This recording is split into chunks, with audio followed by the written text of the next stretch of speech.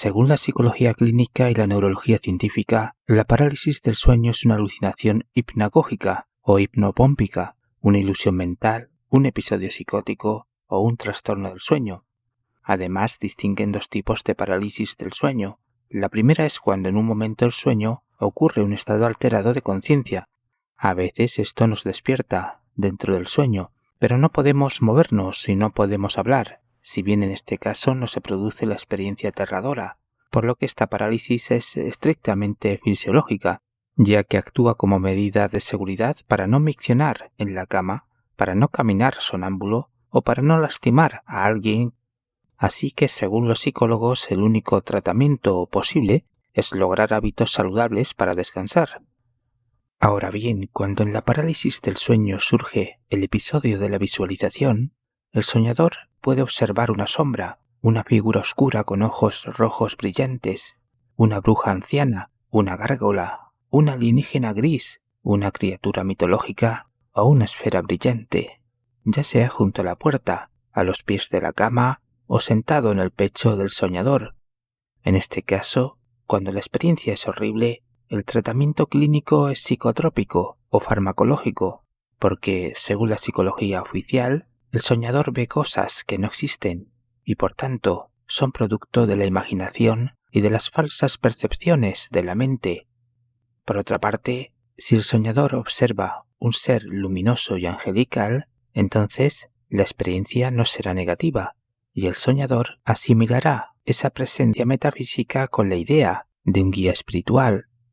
Precisamente el movimiento espiritual New Age y el cine de Hollywood han normalizado y positivizado la parálisis del sueño, las experiencias extracorporales y la proyección astral. Es decir, el soñador no crea los sueños, sino que accede al país de los sueños, con ayuda de entidades positivas y luminosas que enseñan a crear realidad a través de los sueños. Así que la parálisis del sueño forma parte de un viaje al mundo onírico. Por el contrario, para la tradición religiosa, la parálisis del sueño se produce por el ataque de un brujo o de un demonio, ya que el soñador presenta una debilidad espiritual y psíquica, así que debe potenciar su fe mediante la oración. También plantea que las experiencias positivas de la parálisis del sueño están vinculadas a ciertas entidades disfrazadas de ángeles de luz, que tienen el propósito de engañar al soñador para conseguir un fin a medio y largo plazo. Igualmente, desde la Edad Media, los súcubos e íncubos tomaban una imagen humana para tener relaciones sexuales que podían ser consentidas o forzadas, pero detrás de todo esto se esconde el robo de la energía vital. También, la parálisis del sueño tiene una conexión con el mito extraterrestre, tal y como confirman los testimonios acerca de abducciones alienígenas y de visitantes de dormitorio que paralizaban a los soñadores.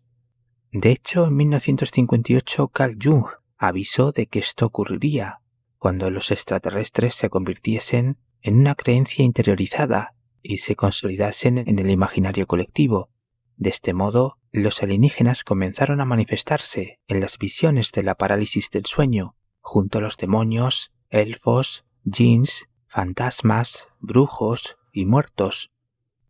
Así pues, la parálisis del sueño puede traer consigo un encuentro espiritual, sobrenatural, astral, demoníaco o alienígena, de manera que esta experiencia es generalmente horrible y terrorífica.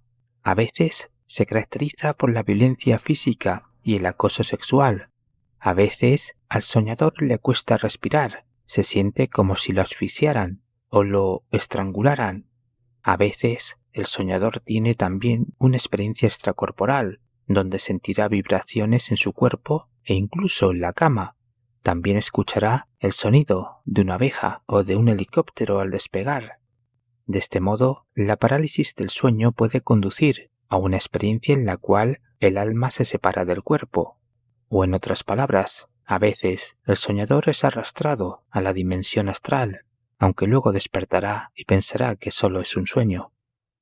Teniendo en cuenta todo esto, cabe decir que la parálisis del sueño continúa siendo un misterio para la ciencia y que la neurociencia solo explica que el cerebro despierta durante el sueño, cuando el soñador se vuelve consciente antes de recuperar la capacidad de mover los músculos, y esto le conduce a un estado de desesperación que produce alucinaciones.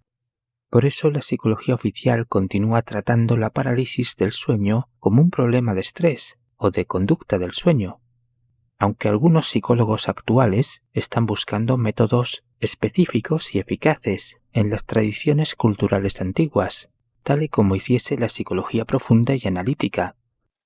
Precisamente Carl Jung dijo que la plegaria, esto es la oración o el rezo, permite enfrentar y comprender la experiencia misteriosa y terrible de la parálisis del sueño, porque esas entidades tienen relación con la sombra y el inconsciente colectivo.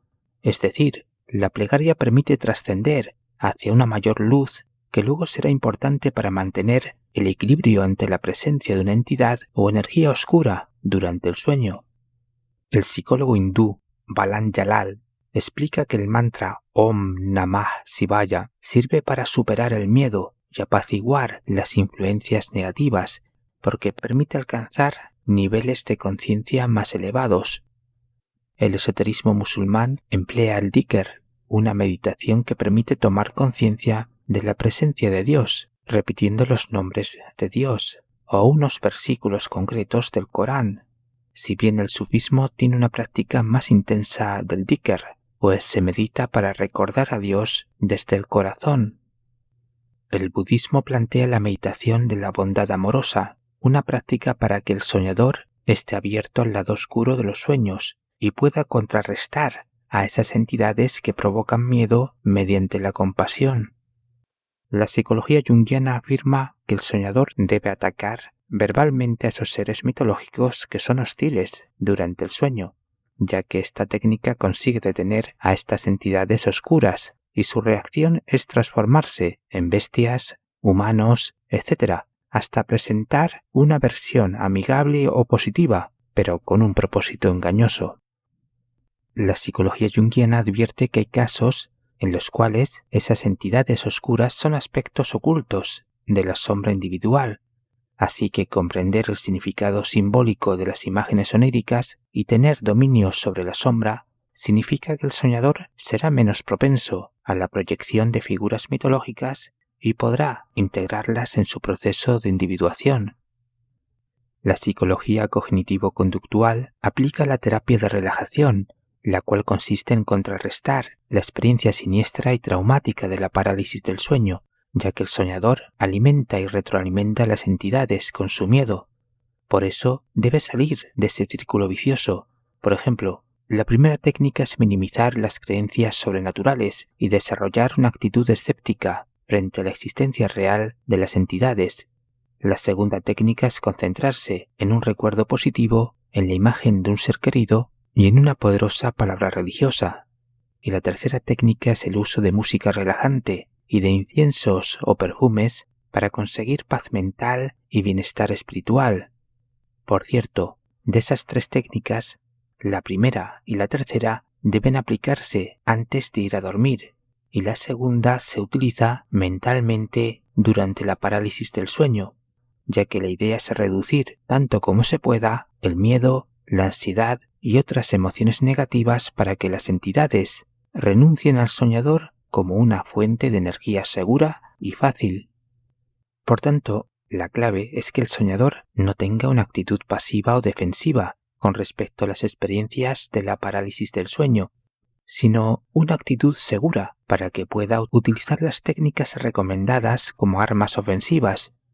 Precisamente la psicología oficialista, limitada por el método de la ciencia profana y por la psicología sin alma, no quiere profundizar en el mundo oculto de la psique, no quiere reconocer que la mente humana es el portal para los demonios y otras entidades, y que la llave son los sueños que permiten tanto al soñador como a esos seres entrar y salir del mundo físico y de la dimensión onírico-astral.